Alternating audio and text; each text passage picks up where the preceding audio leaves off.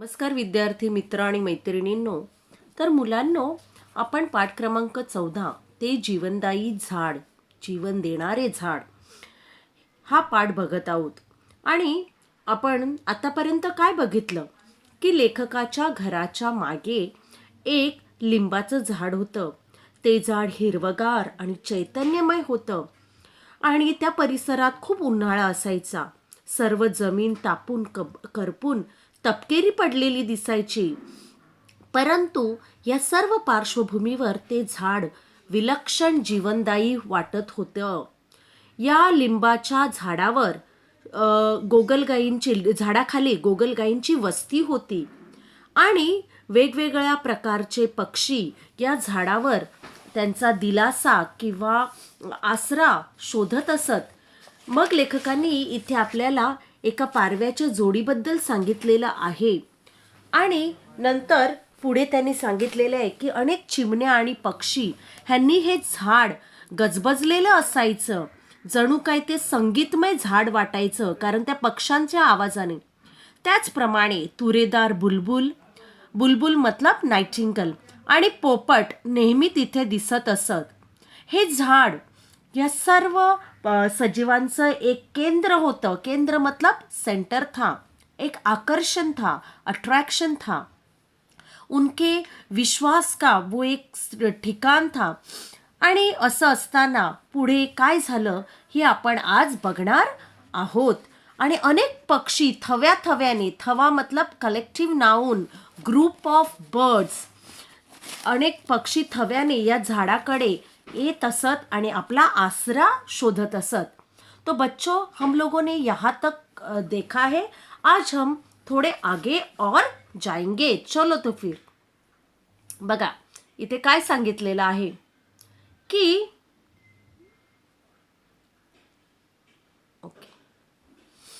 झाडाखाली मुंग्यांचंही एक वेगळंच विश्व होतं. उस नींबू के पेड़ के नीचे जो चींटी थी, उनका ही अपना अलग सी दुनिया उन्होंने बसा रखी थी या बसाई थी. विश्व म्हणजे जग होतं. अनेक रंगी किडे सुद्धा त्या दलदलीत होते. अनेक रंगी मतलब अलग अलग रंग के कीड़े, कीड़े मतलब इंसेक्ट, उस त्या दलदलीत होते, उस कीचड़ में थे. एकदा पाहत असताना सापाची कात आढळून आली. देखो यहाँ पे मतलब कौन आता था? सांप भी आते थे. कात बच्चों, कात मतलब जो स्नेक अपनी जो स्किन वो छोड़ देता है और उसे नई स्किन आती है. तो कात म्हणजे सापाने काढून टाकलेली कातडी, उसने छोड़ी हुई अपनी स्किन. झाडावर खारीची वस्ती तर होती. खारी मतलब स्क्विरल. पण थंड सावलीत कुत्रीही तिथं विसाव्याला येत. विसावा म्हणजे आसरा किंवा आराम करण्यासाठी. की सावली असली की कुत्री तिथे, कुत्री मतलब डॉग्स, कुत्ते भी आते थे. आप देख रहे हो बच्चों, कितने सारे एनिमल्स, कितने सारे बर्ड्स यहाँ पे आ रहे एक पेड़ की वजह से. और हम लोग आसानी से पेड़ों को काट डालते हैं. पेड़ हमारे लिए बहुत महत्वपूर्ण है. तर इथे बघा, हम लोगों ने अभी तक देखा है कि गोगलगाय से चालू होते होते होते कितने सारे एनिमल्स और बर्ड्स एक पेड़ के पास अपना आसरा ढूंढने के लिए आते हैं. काय सांगितलेलं आहे की कुत्री पण तिथे विसाव्याला येत. फुलांपासून ते फळांपर्यंतचा सगळा जीवन प्रवास त्या झाडाचा मला पाहायला मिळाला नाही, परंतु शेवटच्या बहरात फुलं लागलेली पाहिली. देखो मतलब राइटर वहां पे जब आया तब उसने फूल से लेके फल, आपको मालूम है कि फूल से ही फल आते हैं पेड़ों के ऊपर कभी भी.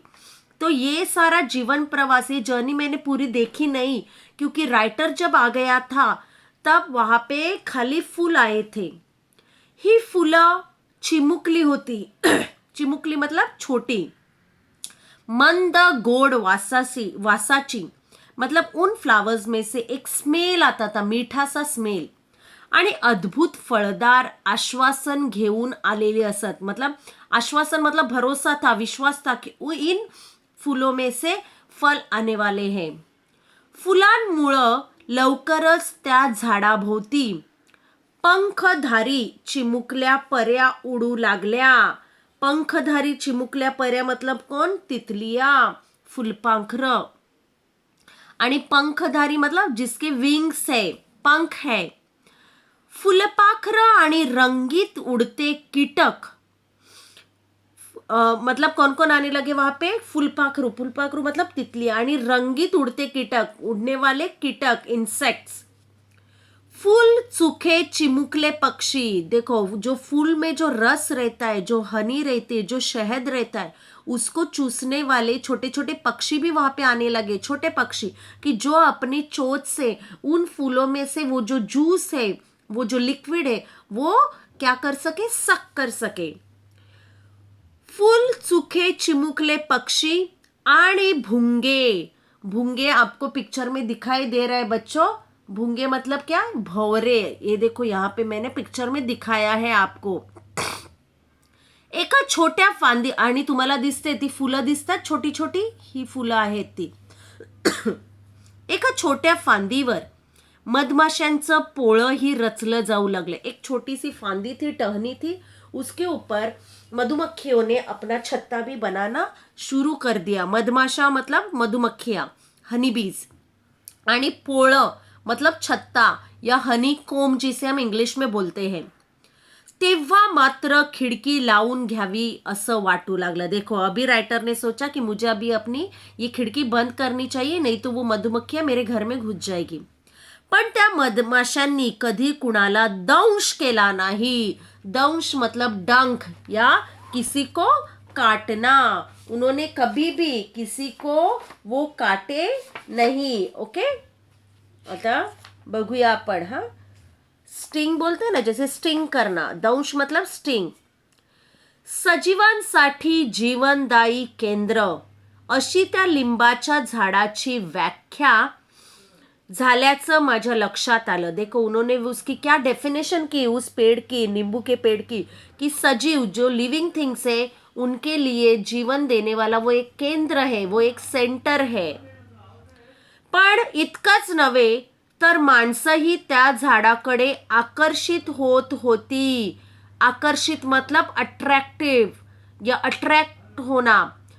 ज्या कुणा दक्षिणात्य स्त्रीने हे लिंबाचं झाड राहत्या घराच्या माग केवळ भाडेकरू असताना लावलं होतं. दक्षिणात्य मतलब जो दक्षिण में रहने वाली एक स्त्री थी, या दक्षिण भारत के राज्य की, हाँ, भारत के दक्षिण राज्य में वो एक स्त्री थी. उन्होंने वो पेड़ लगाया था अपने घर के, और वो भाडेकरी थी, वहां पे वो भाडे से रहती थी. तिनं त्या झाडाला कुंपण घातलं नव्हतं. कुंपण मतलब कंपाऊंड नाही डाला था. मुक्त फळं झाड तिनं जणू कडूपणाच्या आणि कंजूशीच्या मर्यादा घातलेल्या नव्हत्या. मतलब वो फ्री रखा था. कोई भी आके उसके जो फल है वो लेके जा सकता था. वो कंजूस नहीं थी औरत. या कडूपणाच्या उसने कोई लिमिटेशंस नहीं डाले थे. आसपासचे लोक येत लिंबाची फळं मुक्तपणे घेऊन जात. मतलब आजूबाजू के लोग आते थे और वो फल लेके जाते थे. मुक्तपणे मतलब फ्रीली. फळं कधी कमी पडली नव्हती. फळांनी लगडलेले ते झाड दृष्ट लागण्याचं, किसी की नजर लग जाएगी, इतने फल उसे आते थे और वो फल कभी कम नहीं पडते थे. समृद्धीची भावना जगवणारे आणि जीवनदायी होतं सगळ्यांसाठीच.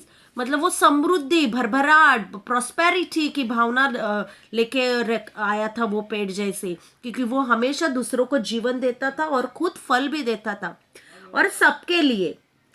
म्हणजे असं की माणसं, पशु, पक्षी, देखो कौन कौन उसके पास जाता था. माणसं, ह्यूमन बीइंग, पशु, प्राणी, पक्षी, बर्ड्स, कीटक, इन्सेक्ट, साप, स्नेक, कुत्री आणि खारी, गोगलगाई, अशा सगळ्यांनाच ते आकर्षून घेत असे. मतलब सब उसके पास आकर्षित होके जाते थे. भोवतालच्या काहिलीतलं, काहिली मतलब उन्हाळा, गरमी या धूप, विसाव्याचं आणि आनंदाचं जणू आशीर्वादमय आश्वासन आणि जगण्याचा दिलासा.